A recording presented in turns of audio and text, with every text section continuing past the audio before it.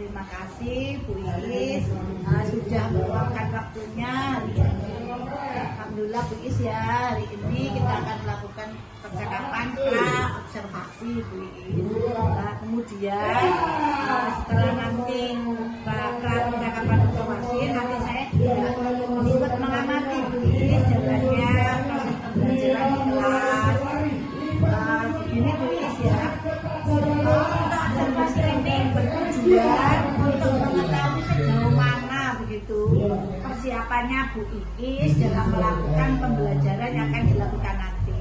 Kemudian agar Bu Iis itu lebih siap dalam memberikan pembelajaran yang terbaik, maka sesuai dengan lembar observasi ada beberapa pertanyaan Bu Iis. Dalam pembelajarannya Bu Iis nanti tujuan pembelajarannya apa ya? Tujuan pembelajarannya adalah mengidentifikasi bagian-bagian bunga dan fungsinya. Oh begitu, jadi nanti anak-anak mengidentifikasi bagian-bagian bunga dan fungsinya, begitu ya Bu Iis. Kemudian Bu Iis, kompetensi apa yang dikembangkan Bu Iis yang akan dicapai dalam pembelajaran itu Bu Iis? Pencapaian yang akan saya lakukan adalah meningkatkan kemampuan siswa mengidentifikasi bagian-bagian bunga dan fungsinya nanti. Terima kasih Bu Iis. Di dalam pembelajaran yang dilakukan Bu Iis besok agar dapat melakukan pembelajaran yang baik, yang menyenangkan, yang bisa tersampaikan kepada murid, menggunakan strategi apa Bu Iis? Untuk strategi yang akan saya lakukan adalah menggunakan metode picture and picture. Oh bagus sekali. Pernahkah itu diterapkan di kelas Bu Iis? Pernah.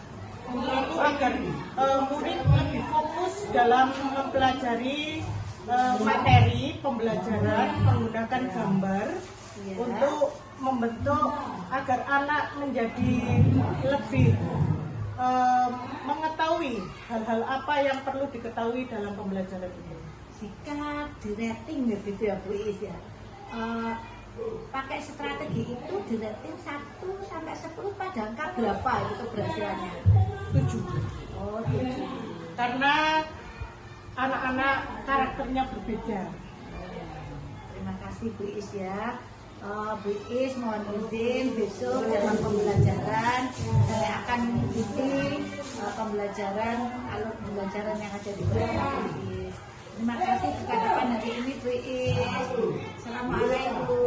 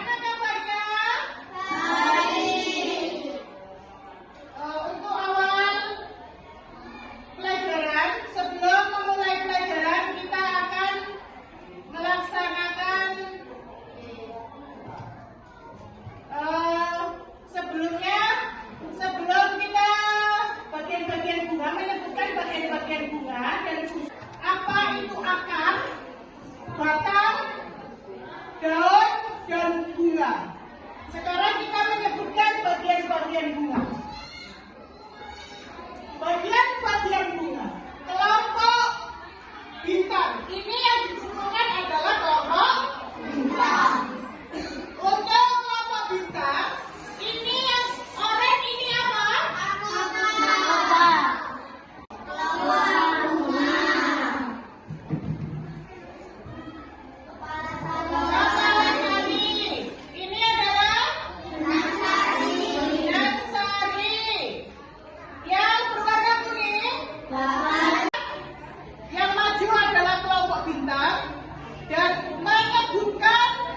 Bagian-bagian bunga. Ayo silakan kelompok bintang maju ke depan.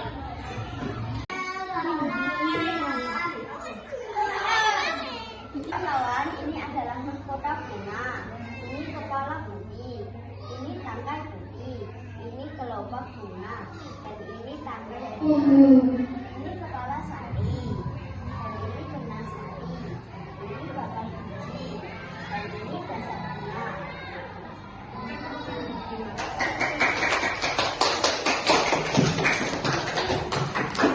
Kesimpulannya dari pembelajaran di atas adalah bagaimana kita mengenal bagian-bagian bunga dan fungsinya. Untuk pelajaran selanjutnya, minggu depan anak-anak harus mengumpulkan bunga yang bisa melakukan penyebutan, yaitu antara bunga sempurna dan bunga tidak sempurna.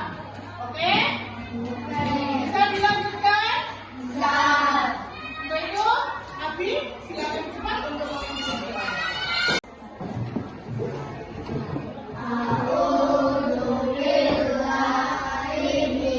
Assalamualaikum warahmatullahi wabarakatuh. Assalamualaikum Bu Iis. Salam tidak. Ya, bagaimana kabarnya Bu Iis hari ini? Alhamdulillah baik. Iya Bu Iis, tadi sudah mengajar di kelas ya Bu Iis ya. Dan hari ini Bu Iis masih sambungannya yang lalu setelah Bu Iis pernah saya observasi dalam pembelajaran. Hari ini saya akan melakukan pra-observasi tentang pembelajaran Bu Iis yang saya amati di waktu yang lalu. Bu Iis, dalam pembelajaran yang saya amati kemarin yang dilakukan Bu Iis, bagaimana perasaannya Bu Iis setelah melakukan pembelajaran? Perasaan saya sangat senang dan cukup menantang. Oh begitu Bu Iis ya. Kemudian area pengembangan yang hendak dicapai Bu Iis itu apa dalam pembelajaran yang dilakukan kemarin itu yang hendak dicapai? Area pembelajaran saya yang ingin saya capai yaitu menyetarakan anak dan saling menghargai dalam yang belum bisa membaca dan yang agak sulit untuk menulis itu lebih dihargai oleh anak-anak yang lebih cepat berkembang. Oh begitu ya, berarti di kelas ya Bu Iis anak ada yang sudah lancar membaca, ada yang belum begitu Bu Iis ya. Sehingga biar anak itu saling menghargai satu sama lain begitu Bu Iis ya. Kemudian Bu Iis dalam pembelajaran itu adakah hambatan yang ditemui oleh Bu Iis itu? Hambatan itu tadi ada anak yang masih sulit untuk membaca dan yang untuk kesulitan sedikit untuk menulis, karena dengan kesulitan membaca tersebut anak sulit untuk mempelajari soal cerita walaupun itu soalnya sederhana. Oh begitu Bu. Jadi masalah yang dihadapi Bu Iis adalah anak yang kurang bisa membaca tadi begitu pun menulis. Kemudian tindak lanjut apa yang ingin dilakukan Bu Iis agar anak-anak itu bisa menulis, bisa membaca dengan lancar gitu Bu Iis? Dalam pembelajaran yang akan saya lakukan yaitu mengelompokkan anak yang sulit membaca dan anak yang lebih cepat menerapkan pembahasannya terhadap soal-soal itu tadi. Jika anak yang sulit membaca, saya akan memberikan latihan membaca, dan anak yang lebih cepat itu tadi saya akan memberikan soal-soal yang menantang untuk mereka. Berarti di sini literasi dibutuhkan ya Bu Iis ya. Jadi agar anak itu memahami soal, maka anak apalagi soal bercerita, anak itu harus lancar dalam membaca. Terima kasih Bu Iis. Kemudian dalam pengajaran Bu Iis pembelajaran itu strategi apa yang digunakan Bu Iis itu? Saya akan memfokuskan anak untuk lebih membaca dan mengenal melalui gambar, yaitu saya akan membuat metode picture and picture tapi dengan menceritakan agar anak bisa menulis lebih lancar dan bisa membaca tulisannya sendiri di depan. begitu. Berarti media yang digunakan adalah media gambar begitu guys ya. Jadi anak bisa menceritakan melalui gambar tersebut. Terima kasih Bu Iis, semoga pembelajarannya Bu Iis lancar dan semua dari tujuan pembelajaran tercapai sehingga pembelajaran terhadap anak-anak itu bisa untuk meningkatkan kompetensi anak dan pembelajaran yang berpusat pada anak. Terima kasih Bu Iis. Assalamualaikum. Waalaikumsalam.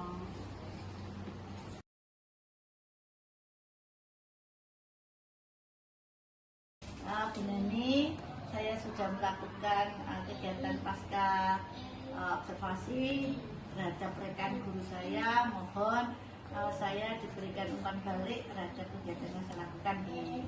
Terima kasih Bu Zuwaida sudah diberi kesempatan untuk memberikan umpan balik terhadap kegiatan pasca observasi yang telah dilakukan tadi.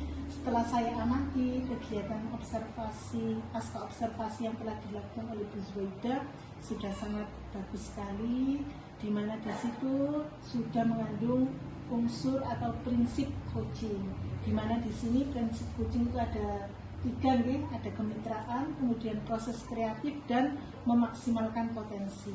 Nah, di awal pada kegiatan pasca tadi Bu Zuwaida sudah menanyakan kegiatan pembelajaran yang dilakukan oleh Bu Iis, dan Bu Iis pun menceritakan kegiatan pembelajaran yang telah dilakukan, sehingga pada saat itu Bu Iis pun bisa menyampaikan hambatan atau kendala yang dialami ketika melaksanakan pembelajaran. Di antaranya hambatannya adalah terdapat beberapa anak yang mengalami kesulitan membaca. Di sini dari hambatan tersebut Bu Iis pun bisa menyampaikan tindak lanjut atau solusi dari hambatan tersebut dengan cara mengelompokkan anak yang sulit membaca itu dengan diberi latihan membaca secara maksimal. Dan yang kedua, untuk anak yang memiliki kemampuan lebih cepat akan diberikan soal yang lebih menantang seperti itu.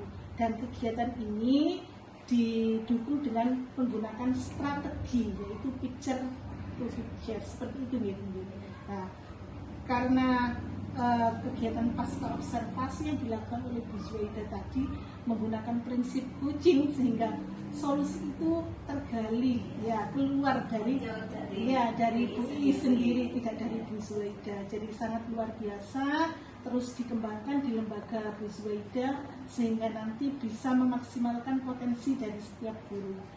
Sukses selalu untuk Bu Zuwaida dan Bu Iis. Terima kasih. Terima kasih Bu Neni. Insya Allah akan saya implementasikan di lembaga saya untuk meningkatkan mutu pendidikan di SDN Pajangan ini dan juga kualitas dari pendidikan baik gurunya maupun peserta didiknya. Terima kasih Bu Neni. Ya, sama-sama.